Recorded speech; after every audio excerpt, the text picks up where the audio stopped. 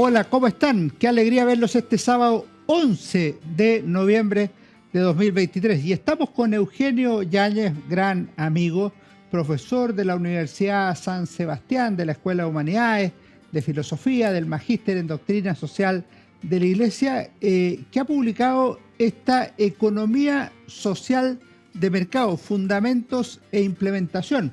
Es muy interesante el libro de Eugenio Yáñez, porque este no es un trabajo de economía social de mercado de economistas, sino es un trabajo para políticos, para historiadores, para personas del mundo público en general, para personas que tengan una visión del ser humano en el cual construir una sociedad mejor. Eso es lo que me queda de la lectura del libro de Eugenio. Eugenio es profesor de la Universidad San Sebastián, como dije, pero además es doctor en filosofía, y esto tengo que leerlo y aún así no estoy seguro que lo voy a publicar bien, de la Universidad de Osnabrück, en Alemania.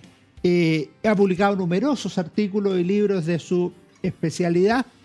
Y Eugenio, antes que todo, muchas gracias por acompañarnos en Historia, Libros y Bandera. No, muchas gracias a ti por la invitación. Eugenio, ¿cómo estás primero que todo? Y quiero que nos cuentes un poco de tu formación y nos recuerdes algún maestro antes de entrar al libro mismo, quién influyó en estos tiempos dedicarse a la filosofía, hacerlo además con pasión, no es una cosa habitual. A ver, yo no tengo una formación tradicional, por decirlo de alguna manera, y mentiría si dijera que mi vocación desde joven fue la filosofía. La verdad que para nada. Yo salí del colegio a los 16 años y estuve 2 años literalmente vagando, por decirlo de alguna manera, que no hice absolutamente nada, me dediqué a leer otras cosas, pero nunca pensé estudiar filosofía. Y el tercer año que volví a dar en esa época la prueba de aptitud académica, mis padres me dijeron, bueno, si no entras a estudiar algo, te pones a trabajar. Y la verdad que el tercer año fue el año en que peor me fue en puntaje, por decirlo de alguna manera, y me alcanzaba para entrar a estudiar bachillerato en filosofía en la Universidad Austral de Valdivia. Y yo dije, bueno, de alguna manera algo tengo que hacer. Tenía 2 hermanas que estudiaban ya en la universidad allá, así que partí para allá sin muchas expectativas. No sabía esto mucho de la filosofía, en el colegio me iba pésimo, en filosofía no me gustaba la filosofía, tenía un muy mal profesor, creo yo. Y llegué a la universidad y tuve primero la suerte de vivir el proceso de salida de Jorge Millas. Jorge Millas había sido decano de la facultad, lo habían sacado de decano, había quedado como profesor y justo en ese momento estaba toda una situación bastante compleja en ese momento. Y ahí ya yo fui alumno de él como alumno ayudante porque él hacía en las clases mayores y de alguna manera lo que me llamó la atención de Millas era su compromiso con la, llamémoslo así, con la realidad. No era un filósofo que estaba preocupado de escribir cosas que nadie entendiera, ni mucho menos.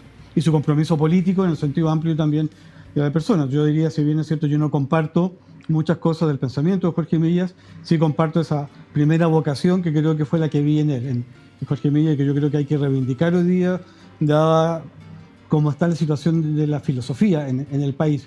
Está demasiado especializada y que se olvida un poco de lo que está pasando. Yo diría primero Jorge Millas, el primero que me marcó de alguna manera. Perfecto. Terminé el bachillerato en Valdivia, me vine a Santiago a estudiar en esa época en el Instituto Latinoamericano de Doctrina y Estudios Sociales. ¿En el ILADES? ILADES, en el ILADES. Y ahí conocí a Fernando Moreno, que yo diría ha sido mi gran maestro y amigo por lo demás. Y yo la verdad que tengo una formación bastante autodidacta, porque yo en Valdivia estudié un bachillerato en filosofía, pero en ciencias sociales mencioné filosofía, entonces tuve muchos ramos de historia, de sociología, pero no tuve una formación filosófica propiamente tal. Y yo empecé a estudiar filosofía con Fernando Moreno. Perfecto. A propósito de eso, te aprovecho a hacer un par de preguntas relacionadas con ese segundo estudio. La primera es si este trabajo que hiciste sobre la iglesia o los obispos y el gobierno de Pinochet es fruto de esos estudios de ILADES o de otra investigación. Y lo segundo, que nos cuente un poco de ese trabajo de recopilación de textos de las obras completas de Fernando Moreno Valencia que ha llevado a cabo la Universidad San Sebastián.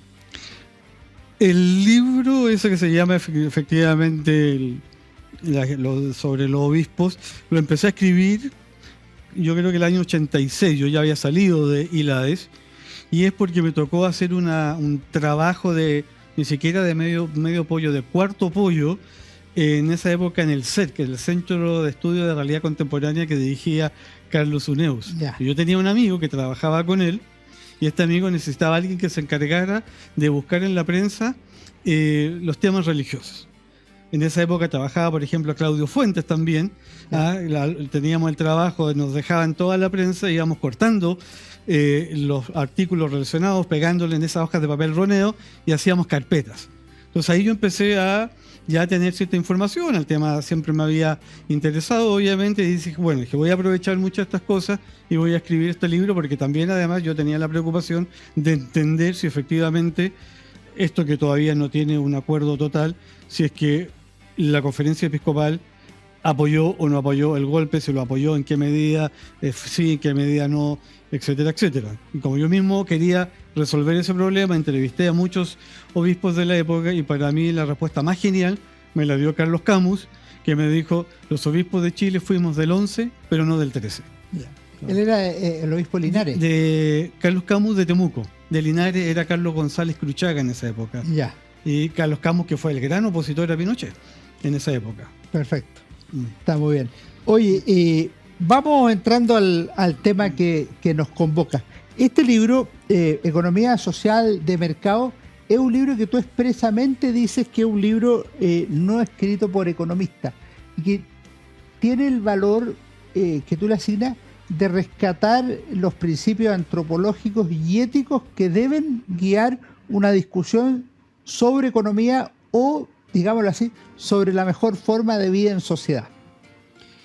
Sí, a mí muchas veces se me ha dicho: oye, bueno, pastelero tus pasteles, ¿por qué tú escribes un libro de economía? Y lo que yo les digo: no es un libro de economía, es la mirada de alguien que viene del mundo de la filosofía, de la ética social, podríamos decir, y que enjuicia, de algún modo, el mundo económico, pero desde fuera, no desde la lógica económica, y que yo creo que eso es no solamente posible, sino que además es legítimo que uno pueda desde fuera mirar el mundo económico. Un poco a los economistas, dada que la economía cada día se ha vuelto en una ciencia, entre comillas, más autónoma, una ciencia más, comillas, exacta, claro, a los economistas no les gusta que se metan en su mundo. Es como los oftalmólogos que cuidan su especialidad, los economistas también cuidan mucho su parcela, por decirlo de alguna manera, pero yo creo que es muy legítimo que uno trate de indagar el mundo económico desde fuera. Ahora, es un problema del conocimiento universitario en general. Tú decías que la misma filosofía está especializada, la historia también está especializada, y a veces no nos abrimos o a la realidad social tal como está, o a tener una visión humanista y no necesariamente histórica de las cosas. Efectivamente, ahora yo creo que yo llegué a este tema también por azar. O sea, mentiría si yo dijera también, mira, desde siempre me interesó el tema de la economía social de mercado, sino que cuando yo llegué a Alemania en el año 90, después de estar un año en contacto con mi profesor, que es mi segundo maestro, Manfred Spica, me acuerdo de la primera reunión en su oficina, y me dice: bueno, ya, dígame, ¿qué quiere estudiar usted conmigo? Porque yo no fui a estudiar un doctorado, sino que fui a estudiar con él. Me becaron por 2 años. Entonces le dije: bueno, lo que yo le he comentado, quiero estudiar la doctrina social de la Iglesia en Latinoamérica. Entonces me queda mirando con un poco así, la mirada fija, y me dice: oiga, pero si usted quiere estudiar eso, ¿por qué se viene a Alemania? Porque ese es un tema latinoamericano. Entonces yo quedé realmente plop. En realidad tiene toda la razón. ¿Ah? Y quedé como en silencio, no ya que decir, traté de decir: no, es que Alemania, el país de la doctrina social de la Iglesia. Sí, me decía, pero su tema es Latinoamérica y la doctrina social de la Iglesia. Entonces me vio afligido y me dijo: ya, no importa, ¿cuáles van a ser las bibliotecas que usted va a revisar? Porque acá no tenemos una biblioteca para lo que usted quiere. Tampoco jamás lo había pensado, no se me había ocurrido para nada. Me dijo: mire, es complicado, usted va a tener que pasar tiempo en Chile, pero mire, me dijo, hagamos una cosa, tráigame la próxima semana, en la hora de atención, los puntos principales de lo que usted quiere investigar. Hágame un resumen, los alemanes le llaman esos test en papier, que son como las ideas fundamentales, y seguimos conversando. Bueno, llegué a mi casa y a mi pieza, yo vivía en una pieza con mi señora, un poco angustiado qué voy a hacer, y me senté a escribir en mi máquina de escribir Olivetti Lettera, porque era de la época en que todavía claro, yo no usaba computador, y escribí 14 puntos los principales. Y volví la próxima semana y de repente él mira esta hojita y me dice, ¿sabes? El número 8, yo creo que eso da para una tesis de doctorado.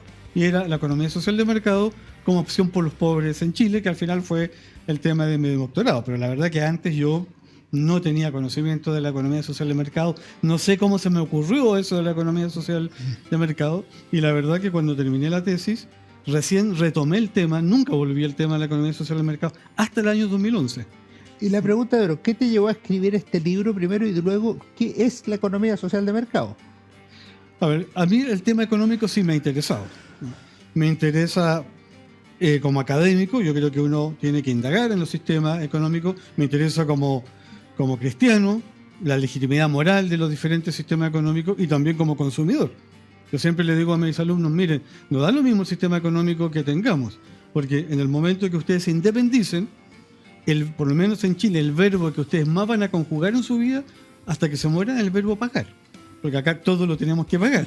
Yo creo que esa no es una teoría económica, es una realidad. Y obviamente me interesa un buen sistema económico, cosa que tengamos que pagar quizás lo menos posible o lo justo, bueno, etcétera, etcétera.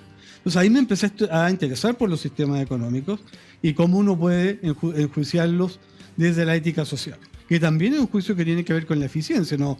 Acá hay que, yo creo que distinguir lo que es un juicio moral y la moralina de pretender que los sistemas económicos sean todos perfectos, etcétera, etcétera. ¿Y por qué lo llevaste esto a libro? ¿O qué te dijo, mira, aquí hay una unidad que vamos a tratar de darle un contenido propio y presentarlo a la opinión pública? Bueno, mira, ahí yo te diría que en cierta medida también hay una realidad, no sé si utilitaria, pero yo tuve la posibilidad de publicar mi tesis como libro. O sea, me dieron la posibilidad, me dijeron que estaba bastante bien escrita, que era un tema interesante, y la universidad en la que yo trabajaba me ofreció ella publicarme en la editorial de la universidad como libro. Y entonces publiqué el libro y dije, bueno, ¿por qué no lo traduzco al español? Ya. Y ahí hice una primera traducción, que fue la traducción que hicimos con ustedes. En el Centro de Estudios Bicentenario. Exactamente.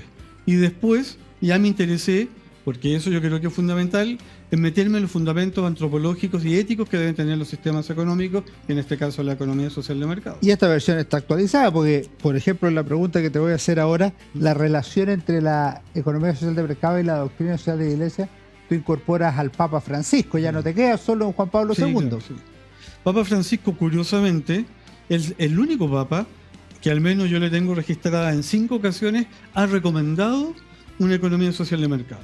Y eso es totalmente inédito en la historia de la Iglesia Católica moderna. Pero, perdón, es muy simpático porque tú dices que es inédito, que nadie más lo ha usado. No. Y el Papa Francisco dice al menos 2 veces, como precisó. Decía Juan Pablo Claro, II. lo que pasa es que Juan Pablo II, el año 92, recibe al nuevo embajador alemán, Joachim Hallier, y en el agreement que le da Juan Pablo II le dice, y yo lo felicito, que un discurso muy corto, por la economía social de mercado en vuestro país. Yeah. Y Papa Francisco se sirve, pero esa es la única digamos, expresión clara del Papa Juan Pablo II, y en el número 19 de Centésimos Annus, donde el Papa, sin mencionar, dice algunos países después de la Segunda Guerra Mundial. Evidentemente claro, se está refiriendo a Alemania. Claro, y habla de una economía social, pero no de economía social de mercado. Entonces el Papa Francisco remite, de hecho cita el Observatorio Romano, 1992, la cita del Papa Juan Pablo II. Ahora, tú en el capítulo respectivo,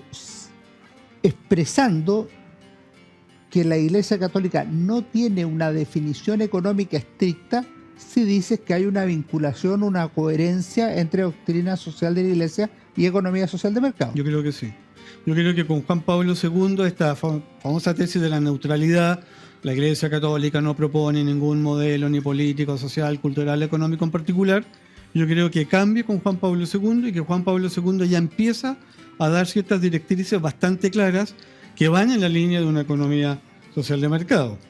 Papá, yo estaba en Alemania cuando se publicó la Centésimos Annus y el titular del Frankfurter Allgemeine Zeitung, que es un diario más como el Mercurio, dice: el Papa consagra el capitalismo. Y el Süddeutsche Zeitung, que es un diario más, no de izquierda, pero decía: el Papa acepta el marxismo. Porque también, bueno, pero ahí el Es Papa... una encíclica, para los que no lo recuerden, de 1991 con ocasión de los 100 años de Rerum Novarum. Exactamente. Ahora, yo creo que no digo que sea el modelo, pero que sí es compatible y que hay una... Además, porque los mismos padres de la economía social de mercado reconocieron expresamente el aporte de la doctrina social de la Iglesia a la conformación económica de Alemania.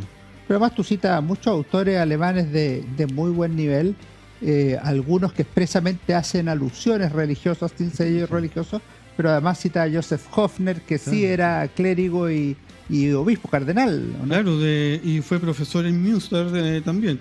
Ahora, de hecho, todos los padres... Que tenía un muy buen libro que me parece que lo publicó Herder, de Doctrina Social de la Iglesia. Exactamente. Yo tengo un ejemplar de él, autografiado por él, no a mí, a otra persona, que lo compré en un mercado persa en Alemania y lo encontré.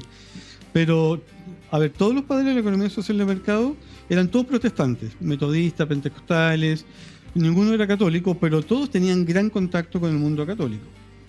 Perfecto. Vamos a hacer un alto, Eugenio, pero te quiero dejar introducida la pregunta para que la piense.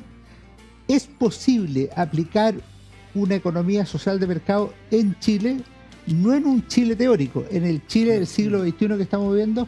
Volvemos de inmediato en Historia, Libros y Banderas con Eugenio Yáñez, Economía Social de Mercado. En nuestra obra Historia de Chile 1960-2010 de la Universidad San Sebastián encontrarás un análisis sobre la crisis y ruptura de la democracia chilena antes de 1973, la creación de un nuevo orden institucional y la democratización y desarrollo del país en las últimas décadas. Conoce más en uss.cl. En CMPC llevamos un largo camino fortaleciendo nuestro trabajo, lo que nos ha permitido desarrollar distintas iniciativas junto a comunidades, por ejemplo, con la recuperación de un árbol extinto o el restablecimiento de agua potable en zonas rurales, la conexión del turismo y cultura a través de una sola ruta, o también el desarrollo de envases reciclables y amigables con el medio ambiente. Son esos y otros desafíos los que hoy nos permiten creer en el valor de las soluciones inspiradas en la naturaleza. CMPC, creando valor natural. Conoce más en cmpc.com.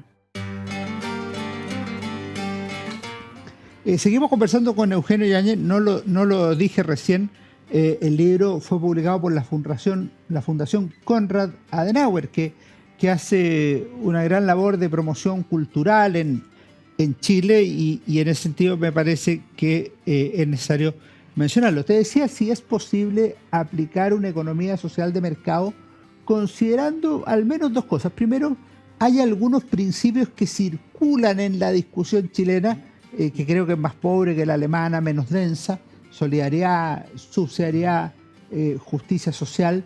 Y lo segundo es que en términos relativos el progreso de Chile es evidente en la constitución de sectores medios, nivel chileno, no nivel europeo, en las últimas 4 o 5 décadas respecto de lo que era, por ejemplo, esto ya es mi disciplina en la historia, 1930, 1960, que Chile era extraordinariamente pobre. ¿Cómo ves tú esa posibilidad en Chile, muy lejana, cercana, más o menos? Mira, te voy a responder con una anécdota que yo la menciono en el libro allí. Yo el año 2018 estuve en Münster invitado en un congreso internacional para celebrar los 70 años de la economía social de mercado, que hay un hito que es el 20 de junio del año 48, que fue la reforma monetaria. O sea, la economía social de mercado se inicia con una medida de mercado, por decirlo de alguna manera, como fue la conversión monetaria. Bueno, y yo fui a exponer al único latinoamericano sobre la posibilidad de implementación de la economía social de mercado en Latinoamérica.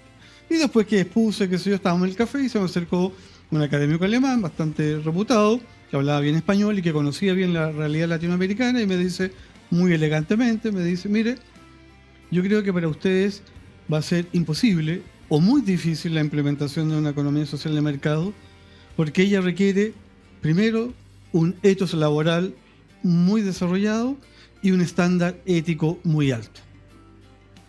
Entonces, ¿qué me dijo elegantemente? Ustedes son flojos y corruptos. ¿Y se refería a Chile o a América Latina? América Latina en general. Pero efectivamente yo, después un poco del orgullo herido, ¿cierto? Porque a nadie le gusta que le digan que es flojo y corrupto, uno empieza a darle vuelta, y tenía bastante razón, yo creo que está académico. Y si tú me preguntas a mí cuáles son los obstáculos mayores, yo los veo precisamente allí. Yo creo que nuestro problema es un problema de cultura económica o de cultura política y social, porque la economía social de mercado no solamente un sistema económico, es una forma de concebir cómo organizamos la sociedad. Y yo creo que el problema está allí, porque si uno lo ve desde el punto de vista político, en el Chile de hoy, claro, tenemos una democracia que se tambalea, se tambaleó por acá y por allá, pero que resiste de alguna manera. O sea, hay una suerte, no sé si consolidación, pero bueno, tenemos un Estado de Derecho, se supone, libertad de expresión, pluralismo político, no hay economía social de mercado si no hay un régimen democrático. En lo económico yo creo que es donde más hemos avanzado en el ámbito de las políticas económicas, libertad económica, competencia, apertura al exterior, bueno, etcétera, etcétera. Leyes antimonopolio. En lo social tenemos ciertas redes sociales que obviamente no alcanzan los niveles que deberían alcanzar, pero uno dice, bueno, mire, una constitución que de alguna manera fija cierta normativa económica, entonces uno dice, bueno, pareciera que estamos bien. Yo durante 10 años estuve reuniéndome con economistas latinoamericanos en una red de economía social de mercado, y cuando aparecía este tema de en qué país se acerca más, siempre Chile era como estábamos, nosotros éramos como los Mateos del curso, aparecíamos en primer lugar. Pero yo tengo mis serias dudas. Y la por verdad, esos dos factores. Claro, yo soy bastante escéptico. Creo que es un largo camino por recorrer mientras no cambiemos nuestra cultura económica, social, política, mientras todavía subsista una mentalidad asistencialista por parte, por ejemplo, de gran parte de la ciudadanía. No vamos a tener economía social de mercado. Yo en el libro lo digo, ahí hay que evitar la tentación verticalista de pensar que llega un gobierno que habla de economía social de mercado, que genera ciertas políticas públicas que van en esa línea para decir que tenemos economía social de mercado. Yo creo que no, mientras no tengamos economistas convencidos, aquí la economía que predomina es neoclásica, claramente mientras no tengamos ministros convencidos, políticos, yo creo que se hace mucho más difícil realmente la implementación de una economía social de mercado. Yo en eso, como te digo, soy bastante escéptico, aunque sigo pensando que es el sistema que a nosotros mejor nos haría. Ahora, escuchándote, uno piensa de nuevo, por ejemplo, ese famoso discurso de Juan Pablo II a la CEPAL que tú citas. Él habla de solidaridad, de subsidiariedad, de primacía de la persona humana, de bien común. Habla de pobreza, de miseria en América Latina, de deuda externa. Pero cierra con un concepto que tiene que ver con lo que dijo tu profesor alemán, cierra con las causas morales de la prosperidad. Claro, no cierra con instituciones, cierra con un ethos que hace prosperar a los pueblos. El amor al trabajo bien hecho, el valor de la palabra empeñada, la laboriosidad, la austeridad. O sea, son conceptos muy lejanos a los que a veces uno ve, no solo en Chile, sino que también en países que prosperan rápidamente. Bueno, de inmediato se van al otro lado. Sí, ese discurso yo creo que lo sesgan mucho. Porque claro, el Papa, los pobres no pueden esperar, construir una economía de la solidaridad, ser solidarios ante todos, pone el dedo en la llaga con el tema de la economía, la teoría del chorreo. En Chile todavía no se habían contado los pobres, por primera vez empiezan a dar cifras de pobreza, la famosa cifra 5,5 millones de pobres. La casé en el 87. Claro, pero nadie cita efectivamente lo que el Papa llama las causas morales de la prosperidad, porque ahí le está hablando a los trabajadores específicamente. O sea, oiga, haga bien el trabajo, cumpla con su palabra empeñada. Eso es tan valioso como puede ser lo otro. Entonces yo creo que mientras no cambiemos nuestra cultura, nuestra mentalidad, por decirlo de alguna manera... Y a esos problemas que tú le llamas culturales, se le pueden agregar otros. Yo no sé qué piensas tú, por ejemplo, un país que tiene el nivel de disolución de la familia que hay en Chile, que tiene una descomposición de los vínculos sociales, cualquiera sean estos, y que tiene niveles de delincuencia o narcotráfico como los que estamos teniendo, evidentemente se hace mucho más difícil tener una economía sana, libre, justa, como pretende ser la economía social de mercado. Totalmente de acuerdo. Además que tampoco se puede disociar. Yo creo que cuando yo digo que los padres de la economía social de mercado son verdaderos humanistas, porque creo que en el origen de la preocupación de ellos por generar un nuevo sistema económico, la pregunta más amplia es una pregunta antropológica y ética. ¿De qué modo podemos organizar la sociedad de modo tal que todos y cada uno de sus ciudadanos puedan profitar del bien común o de los bienes de la sociedad? Si hay familias destruidas, si hay corrupción, si hay narcotráfico, de qué manera podemos articular la sociedad. Estamos frente a una sociedad fragmentada, atomizada, polarizada, desarticulada. Hay no un estudio, varios, que comprueban que una familia bien constituida, en el sentido de una familia que está articulada en base a lazos afectivos, va a salir mucho mejor de la pobreza o va a emprender mucho mejor que una que no lo está. Entonces, efectivamente, yo creo que esos son elementos que siguen obstaculizando una posibilidad de tener una sociedad en el fondo bien organizada y donde todos puedan profitar, o la gran mayoría, del bien común. Ahora, en términos prácticos, fue necesario, evidentemente esto ya ocurrió, pero fue necesario que Alemania se hundiera en el drama de la Primera Guerra Mundial, en el terror del nazismo, en el dolor de la Segunda Guerra Mundial, estar tan hundido como para aceptar los sacrificios que entrañaba en una primera etapa esta economía social de mercado, cuando algunos demandaban asistencialismo. Además, yo lo que veo de la lectura de tu texto es que Alemania tuvo dos tipos de liderazgo. Tuvo liderazgos políticos capaces de sostener el sistema y tuvo liderazgos intelectuales capaces de explicarlo y convencer. Totalmente de acuerdo. Los primeros textos son de la década de los 30. Allí se empieza por primera vez a darle una vuelta, porque claro, ¿qué es lo que tienen? Tienen primero dentro de ellos una economía muy estatizada, con fijación de precios, con poca libertad económica. Entonces la mayoría de los padres de la economía social de mercado eran efectivamente economistas y dicen, bueno, ¿qué hacemos para que cambiar este sistema económico donde no hay libertad, no se puede emprender, etcétera, etcétera? Pero por otro lado tienen también la mirada de un mundo muy liberal. O sea, ¿de qué manera podemos complementar, por un lado, la libertad económica, pero que no sea puro laissez-faire? Y por eso, por ejemplo, hay el caso más claro de Röpke, que habla de esta tercera vía. Cómo una economía social de mercado puede ser una tercera vía entre una economía, comillas, lo voy a decir muy liberal, dejando todo entregado en manos de los particulares, y por otro lado, ¿cierto?, una economía totalmente estatizada que no funcionaba bien. Y a eso, si le sumamos el drama de la Segunda Guerra Mundial que dejó a Alemania en el suelo, claro, eso fue, bueno, no hubiese habido economía social de mercado con un plan Marshall. O sea, si los gringos no apoyan financieramente a Europa, no hubiese habido economía social de mercado, porque la conversión monetaria, ¿de dónde salió la plata? Tuvo que salir de otro lado porque los alemanes no la tenían. ¿Cuáles son las claves que te permiten a ti decir la economía social de mercado es un sistema distinto al liberalismo puro y duro o al socialismo, al estatismo en cualquiera de sus variantes? Es un elemento bien abstracto, que es el fundamento antropológico y el fundamento ético. O sea, la concepción del hombre que tienen los padres de la economía social de mercado es diferente a la concepción del hombre que puede tener un liberal clásico. Ahora, aquí siempre obviamente hay que entrar a hacer muchas distinciones. Hoy en día se reivindica a Smith y se suele decir que Smith no era tan pro mercado como se le supone, y que no era tan individualista como se le caricaturiza. Pero esta famosa frase de Smith, que no es por la benevolencia del carnicero, el panadero y el cervecero, que como buena carne, como buen pan y tomo buena cerveza, sino que es por su interés propio, es así. Entonces yo organizo la sociedad pensando en el interés en que cada uno pueda fundar sus actividades como si maximizara. Con toda la diferencia que puede haber entre un liberal, un anarcocapitalista, un libertario, pero al menos en eso coinciden. El hombre por naturaleza busca sus intereses propios. ¿Qué tenemos en el estado bienestar y en el estado benefactor?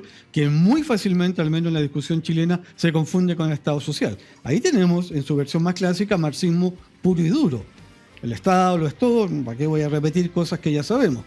Y en sus versiones más socialdemócratas hay cosas que jamás podrían pasar en un Estado social donde se desarrolla la economía social de mercado. Todas las políticas de Olof Palme sobre la familia en la década del 70 en Suecia, es imposible que eso pase en un Estado social. Si hay algo que el Estado social todavía, por lo menos en Alemania, resguarda es a la familia. El artículo 6 dice el matrimonio y la familia están bajo la protección especial del Estado. Entonces, las diferencias yo las veo a nivel antropológico y ético. Lo que es bueno para un Estado liberal, a lo mejor no es lo mismo que para un Estado de bienestar o un Estado social. Pero ahí te pregunto una cosa, porque tiene que ver con la discusión políticas y constituyentes chilenas, que es el tema del Estado social. Cuando uno dice, puede ser un Estado social en abstracto, coherente con el principio de subsidiariedad, de solidaridad, de bien común, de primacía de la persona humana, de la doctrina social de la Iglesia, para mí es evidente que puede ser coherente. Pero si tú miras la discusión chilena, o sea, ya historicemos la discusión, no teorizarla, la mayoría de quienes han sostenido el Estado social en las fórmulas chilenas, y estoy hablando del socialismo democrático, no del Partido Comunista o del Frente Amplio. Ellos sostienen que una de las razones para promover el Estado social es terminar con la subsidiariedad, con lo cual nos encontramos con dos definiciones absolutamente antinómicas de Estado social. Tú dices que es perfectamente compatible Estado social con economía social de mercado. Es más, yo digo que la subsidiariedad es condición de posibilidad de un Estado social. Yo no me imagino un Estado social sin subsidiariedad. ¿Cómo podría funcionar un Estado social sin subsidiariedad? Pero también, como digo allí, el Estado social respira con dos pulmones. El pulmón de la subsidiariedad y el pulmón de la solidaridad. Pero lo que sí está claro es que un Estado de bienestar es muy diferente a un Estado social y es diferente a un Estado liberal. Ahora, obviamente, si uno empieza a achicar el abanico, claro, el lado más acá se topa con este otro lado. Pero que siguen habiendo diferencias, yo creo que las hay. Por ejemplo, todo este tema en Alemania de la fijación de precios en las viviendas. En un Estado liberal eso es imposible, fijar los precios de los arriendos. El año 2020 la Municipalidad de Berlín decidió fijar el precio máximo que podías cobrar por metro cuadrado de arriendo. Y el precio de mercado era 17 euros y ellos lo fijaron en 9,17 euros. Porque lo que se llama las zonas tensionadas. Las zonas tensionadas son donde hay mucha demanda de vivienda. Por ejemplo, en Santiago Centro sería una zona tensionada porque hay mucha demanda por muchos inmigrantes. Entonces, cuando una pieza antes tú la arrendabas en 150.000 pesos, hoy día la estás arrendando en 350 porque hay mucha demanda. Bueno, el Estado social dice, oiga, usted no puede especular con algo tan fundamental como la vivienda. Entonces le fija un precio máximo. Bueno, eso al final fue peor el remedio que la enfermedad porque facilitó mucha especulación, no fue tan, digamos, eficiente como se podía, pero la idea, entre comillas, era buena. Pero tampoco se pudo llevar a cabo porque esa ley tendría que ser una ley federal. Entonces no puede ser una ley particular ese tipo de leyes. Pero la idea en esos casos, cuando es tan puntual, no es ni buena ni mala, porque ¿cuál es el objetivo? Es que la gente viva bien y tenga acceso a condiciones de vivienda dignas, buenas, que permitan mantener una familia.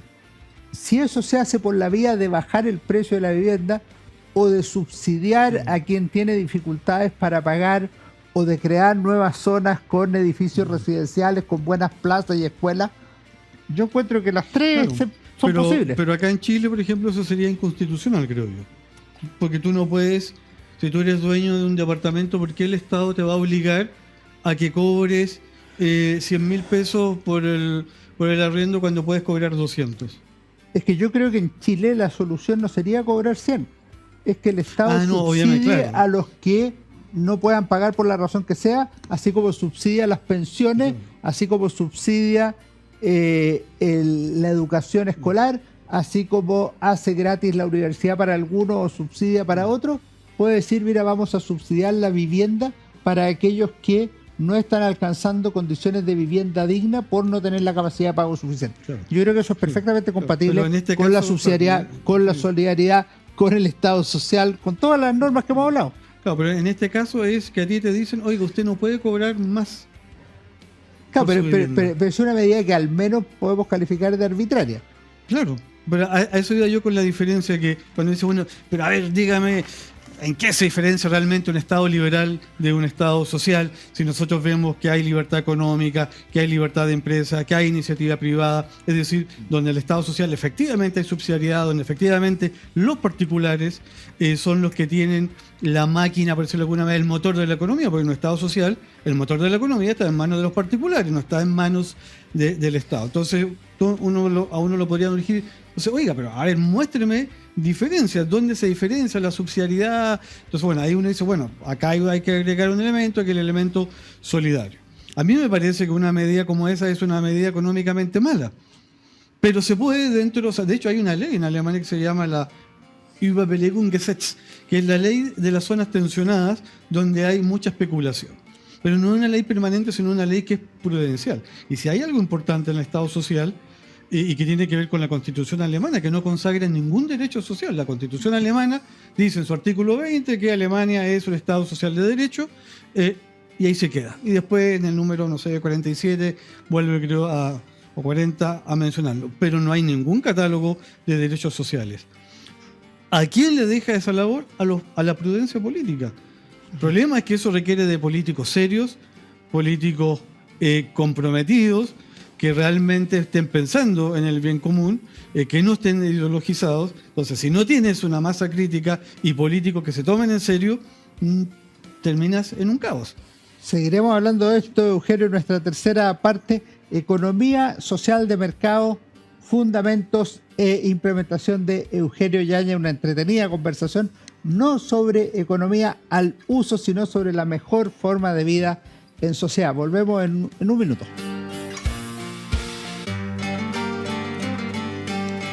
En nuestra obra Historia de Chile 1960-2010 de la Universidad San Sebastián encontrarás un análisis sobre la crisis y ruptura de la democracia chilena antes de 1973, la creación de un nuevo orden institucional y la democratización y desarrollo del país en las últimas décadas. Conoce más en uss.cl.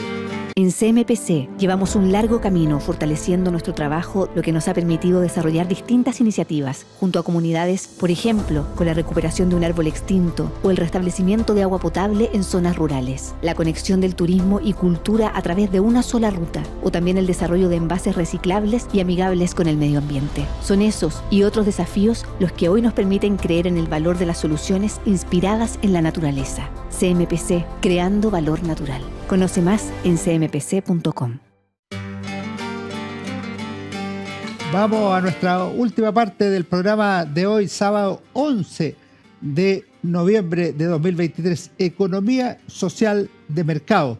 Fundamentos e implementación de Eugenio Yáñez. Eugenio, te quería preguntar, tú nombraste a Repke en algún minuto.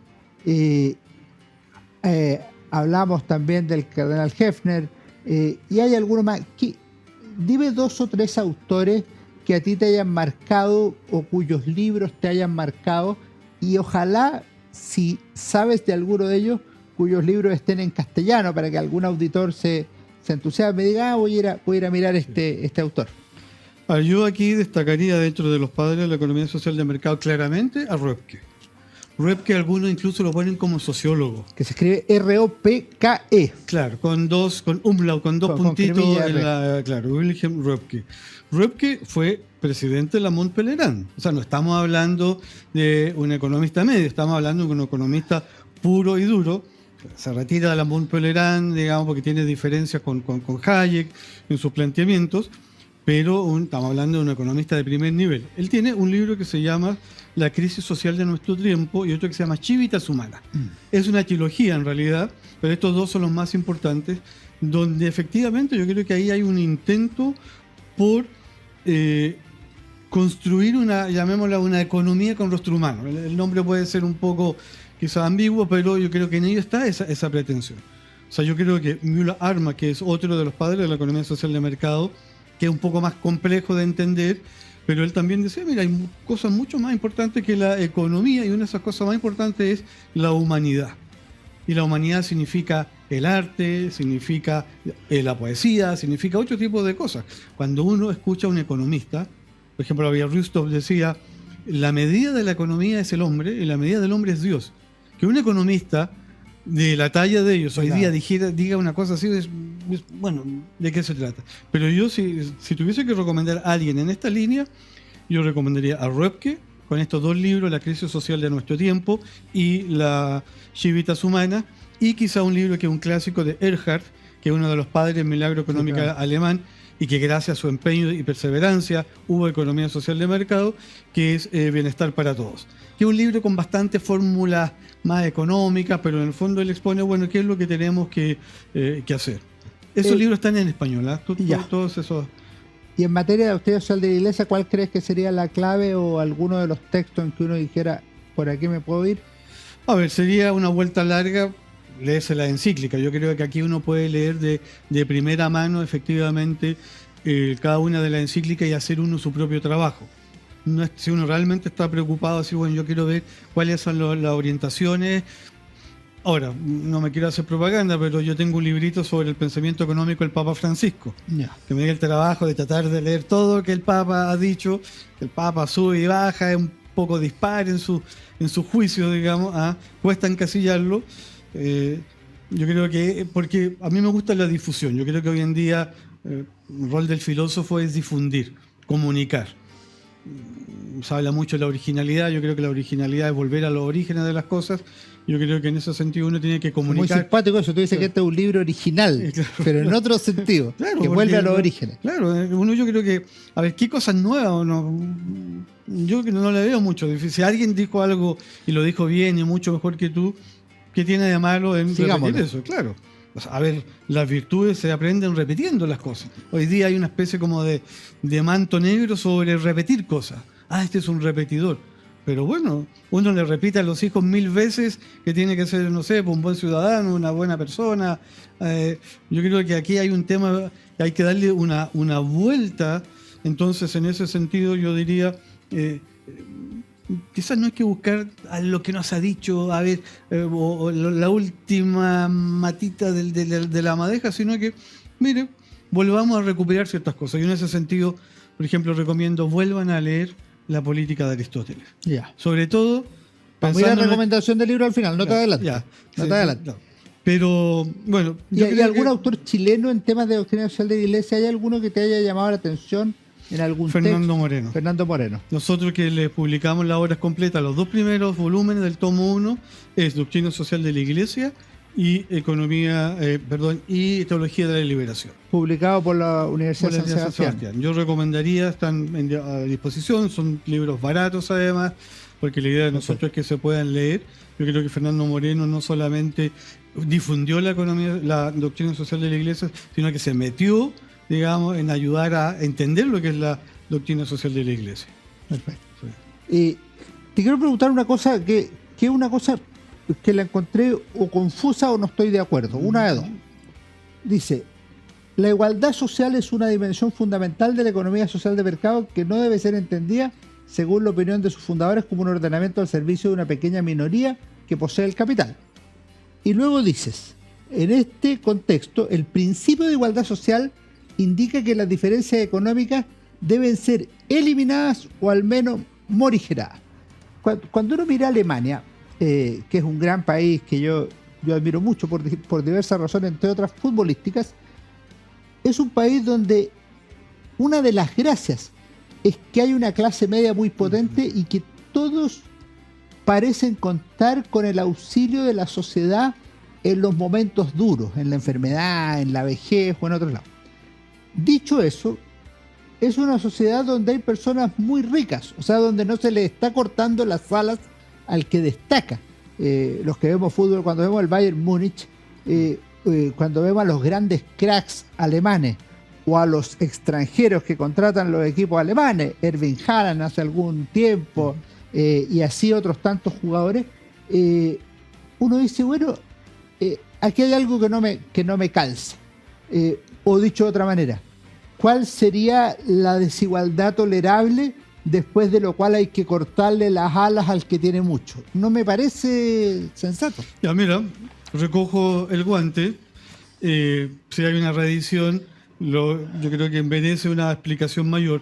A ver, yo diría, en ningún caso hay que confundir lo que los alemanes llaman esta idea de disminuir la desigualdad social con el igualitarismo nivelador marxista socialista, que es, volviendo a la vieja fórmula, quitémosle los patines al que va más adelante. Eso yo diría que es totalmente contrario a una economía social de mercado, que es una economía de mercado y que funciona con las leyes del mercado. ¿Cuál es yo diría, el principio que hay detrás? Que en medida que a uno le vaya bien, al resto también le va a ir bien. Pero, ¿qué significa acá tratar de morigerar la desigualdad? Que aquel que tiene menos lleve una vida digna y que en el momento de la enfermedad, en el momento de que tenga un accidente o el desempleo, eso o de la educación no le implique una merma muy significativa en su calidad de vida. Entonces, el pobre, el que está en la clase media y el que es rico pueden ir al mismo colegio. Y de hecho, eso pasa, ¿cierto? Efectivamente, el que tiene, ellos hablan de los 10.000 de arriba, porque no hay mucho multimillonario, por decirlo de alguna manera, o con esa cantidad que vemos, por ejemplo, en Latinoamérica. A mí me pasa que cuando vienen amigos, conocidos de Alemania, y uno lo lleva por ciertos barrios, quedan impresionados. ¿Ah? Claro, porque piensan que Chile también somos puras ruquitas a veces, pero dice, oye, pero ¿y esta gente que vive acá es multimillonaria? No, digo yo, gente bueno que tiene una muy buena situación, pero les llama la atención por encontrar ese tipo de barrios, bueno, por todo el tema de la guerra, que después construyeron mucho también de manera muy utilitaria, pero no hay mucho multimillonario. Y precisamente si de algo se sienten orgullosos es de una clase media muy grande, muy fuerte, muy consolidada. Hasta el año 2016, si no mal recuerdo, no había sueldo mínimo en Alemania. Porque la dinámica de la economía era tan buena que no era necesario. Después, claro, cuando tú hablas de los niveles de crecimiento económico, claro, se reproduce solo. Claro, después hubo que poner. Pero efectivamente no es, oiga, recortémosle a los de arriba, aunque igual se paga mucho impuesto, pero como pagamos acá también nosotros mucho impuesto, y ojalá que esta disminución de las diferencias sociales no es un objetivo, sino que es un resultado. Es el resultado de una buena gestión económica. Y que sin cortar alas. Sin cortar alas, exactamente. Ya. Eugenio, estamos llegando al final de nuestro programa. Primero te quiero agradecer lo que ha sido esta conversación. La primera que hemos tenido acá, pero estoy seguro que nos veremos más adelante. Te quiero preguntar ahora una cosa que hacemos con todos nuestros invitados, que es la recomendación de libro. Tú ya te estabas adelantando por ahí. Tienes plena libertad, o sea, pueden ser textos de doctrina de la Iglesia, textos de filosofía, novelas, lo que te guste y que creas que es bueno compartir con nuestros auditores, conmigo, feliz. A ver, yo debo confesar que hace tiempo que no leo cosas muy nuevas. No porque no considere que sean importantes, sino porque no tengo tiempo. Uno lee mucho artículo, pero en esta idea de la originalidad y de la necesidad de volver a los orígenes, y pensando estrictamente en la realidad de nuestro país, yo recomendaría, seamos originales, volvamos a los orígenes, volvamos a la política de Aristóteles, sobre todo el capítulo dedicado a la amistad. ¿Por qué? Porque en Chile lo que no tenemos en este momento es amistad cívica. Yo creo, y aquí la famosa, no polémica, Platón-Aristóteles. Platón creía que lo más importante en la sociedad era la justicia. Habiendo justicia, todo lo demás es añadidura. Y Aristóteles le dice, no, le dice, puede haber justicia, pero vamos a necesitar algo que es mucho más importante y que yo creo, le dice Aristóteles, ¿cierto?, es la amistad. Y en este continente hemos estado por décadas hablando de la justicia, la justicia, la justicia, pero no hemos olvidado de algo que yo creo que es superior a la justicia, que es la amistad. Porque si realmente hubiese amistad o amistad cívica, la justicia se hace innecesaria. Si realmente hubiese, ¿cierto?, amistad, porque el amigo no le hace daño al amigo. El amigo no comete una injusticia con el amigo. Entonces yo creo que es mucho más importante la amistad que la justicia. Y acá llevamos décadas cacareando la justicia, pero no hemos olvidado de la amistad y estamos en esta lógica amigo-enemigo. Excelente recomendación. Entonces, de un clásico como Aristóteles. ¿Alguno más? Y pero leer también algunos de los consejos de Aristóteles. Aristóteles dice, no es recomendable entrar a la política con menos de 40 años. 40 años es la edad recién para iniciarse en la vida política, porque el político tiene que tener dos grandes virtudes. La virtud de la prudencia, que se adquiere con la experiencia y con los años, y con el conocimiento de toda la ciencia política, es Aristóteles, y la justicia también. Entonces yo creo que ahí hay consejos importantes que uno puede recoger. Y lo otro es un libro, aquí paso a la propaganda, del Instituto de Filosofía de la Universidad de San Sebastián, que es un ensayo que se llama Vivir y educar en tiempos violentos. Y aquí también estoy pensando en la realidad, esta violencia que vivimos día a día en nuestro país y que no logramos todavía así, digamos, tomar el toro por las astas y enfrentarlo. Es un libro relativamente reciente. Es un libro del año 2020, que es un libro multidisciplinario donde escriben psicólogos, filósofos, historiadores. Cristian Medina, colega tuyo, por ejemplo, habla de la violencia en la juventud. Gran historiador. Yo hablo un poco de la violencia en el ámbito político, cómo se ha ido, digamos, metiendo la idea de la violencia. Hay un artículo muy interesante de Juan Pablo Conejero de cómo la violencia se ha ido metiendo en el ámbito educacional. Un libro sencillo, está escrito para todo público, accesible. Si alguien se interesa de lo que escucha, incluso yo le puedo hacer llegar un ejemplar, porque a nosotros lo que nos interesa es que eso lo lean. Un libro muy sencillo, uno generalmente siempre tiende a pensar en autores extranjeros, pero nosotros acá tenemos cosas muy buenas que yo creo que valen la pena leer. Excelente las dos recomendaciones, Eugenio Yáñez. Espero que ustedes hayan disfrutado, como yo, de esta conversación. Economía social de mercado, fundamento e implementación.